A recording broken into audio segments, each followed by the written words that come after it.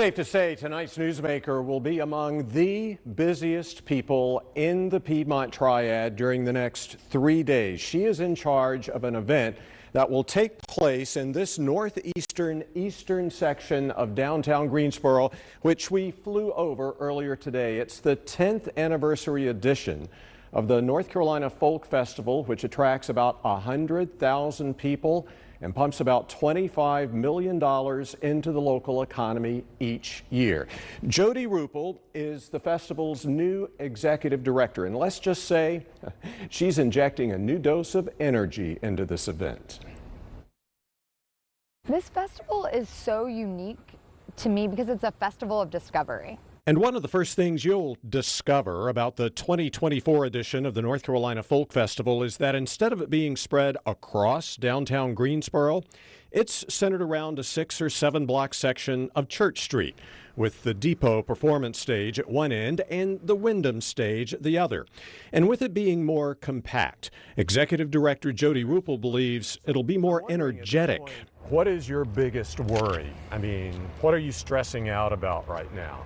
I mean, the party's in motion. It's gonna happen. Yeah. Whether, so it's ready. Weather is probably it, you know? Yeah.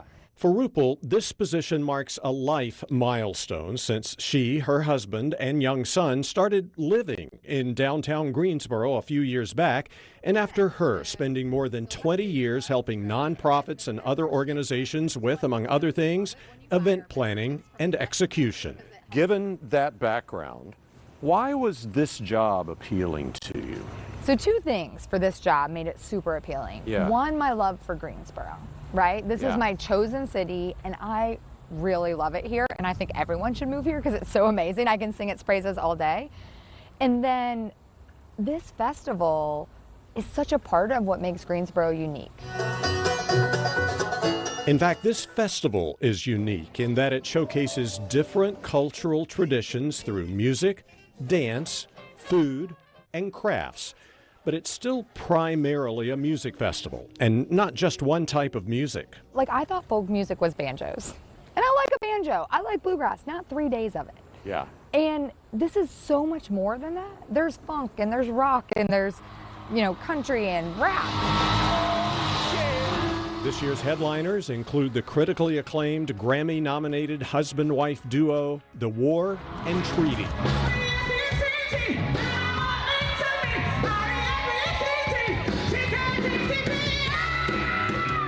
There's also the 3 brothers self-proclaimed Texican rock and roll group, Los Lonely Boys. They won their Grammy in 2005 for How Far Is Heaven. I'm not going to sing, so you're welcome. How Far Is Heaven? Right. Yeah. Right? Yeah. And it's a jam, and they actually just released a new album this summer. And then there's Mipso, the bluegrass, indie folk, alternative country group formed in Chapel Hill, which we've featured in stories many times.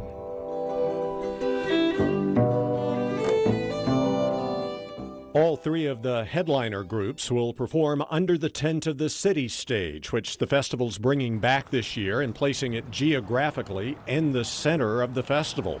Plans also call for the city to close the Elm McGee Street parking lot diagonally across Elm Street from Natty Green's to set up a before and after hours party stage, which will host performances the first 2 days before and after the festival's normal hours. How important is it that the festival remains free to attend?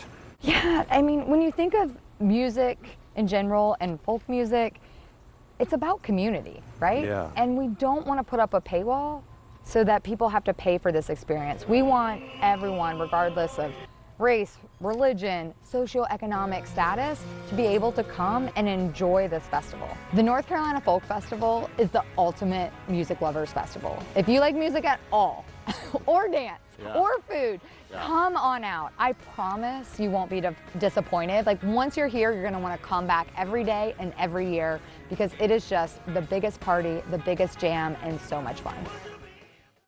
And while the festival's free to attend, it still costs $1.5 million to produce every year. All the performers are paid. This is how they make a living. It's why Rupel, who is also the festival's chief development officer, is in charge of raising money to keep it going. Right now, the money comes from donations, grants, and sponsors, and Fox 8, by the way, is one of those sponsors.